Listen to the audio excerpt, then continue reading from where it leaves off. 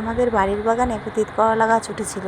তো তোমাদের দাদাভাই অনেকগুলো তিত করলা এনেছিল, সেখান থেকে কিছু তিত করলা পেকে গেছিলো, আর আমি সেগুলোকে কিন্তু ফেলে দিয়েছিলাম এই জায়গাটার মধ্যে। আর তারপর দেখি হঠাৎ করে কিন্তু একটা তিত করলা গাছ উঠে পড়েছে। দেখে তো আমি ভীষণ খুশি হয়ে গেছি। তো তিত করলাগুলো ফেলে দিয়েছিলাম, দেখি একটা তিত করলা গাছ উঠে পড়েছে। তো সেই তিত করলা গাছটাকে কিন্তু আমার শাশুড়ি মা গাছের সাথে বেঁধে দিয়েছিল।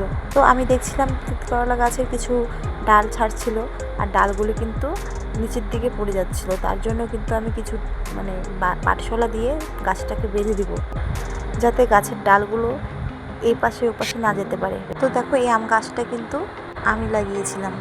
তো একটা আমের বীজ ফেলে রেখেছিলাম এই জায়গাটায়। তারপর কিন্তু এই গাছটা আস্তে আস্তে বড় হয়েছে। তো কিছুক্ষণ পর ঘরে এসে একটু ঢং করে নিলাম। তো ঢং করতে বেশ ভালোই লাগে শাড়ি পরে। শাড়ি পরা বেশি একটা হয় না। তো এখন চলে আসলাম রান্নাঘরে। কী রান্না করব বলো তো? চলো দেখি নি কী রান্না করব। তো দেখো, আমি কিন্তু এখানে কিছু লঙ্কা নিয়েছি, আর ছোট্ট একটা মিনি সাইজের একটা রসুন নিয়েছি। আর কি নেবো চলো তোমাদের সাথে একটু শেয়ার করে নিই।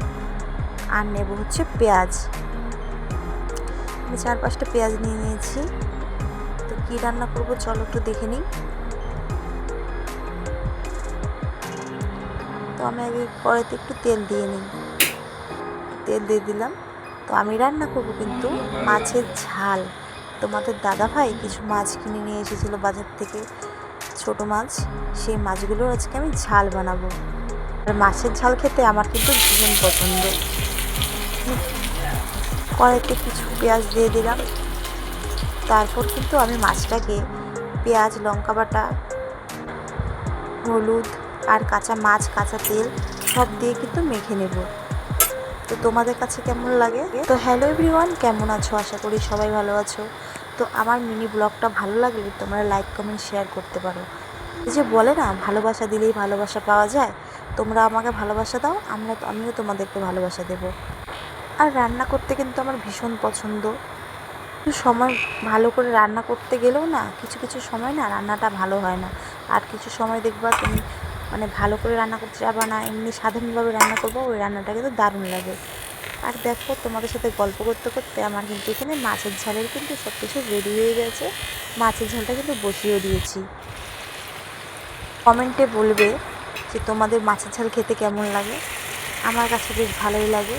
তো দেখো, আমি একটু জল দিয়ে মাছের ঝালটাকে হালকা নেড়ে দিলাম, না হলে নিচে লেগে ধরবে। তো কিছু সময় অপেক্ষা করি মাছের ঝালটা হওয়ার অপেক্ষায়।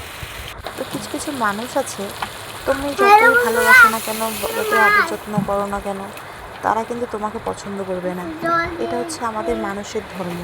যাই হোক, আমার কিন্তু রান্নাটা কমপ্লিট হয়ে যাচ্ছে তোমাদের সাথে গল্প করতে করতে। রান্না করছে অনেকদিন পর কিন্তু মাছের ঝালটা আজকে খাবো। তো আমার মাছের ঝাল রেডি। তো টাটা, বাই বাই বন্ধুরা।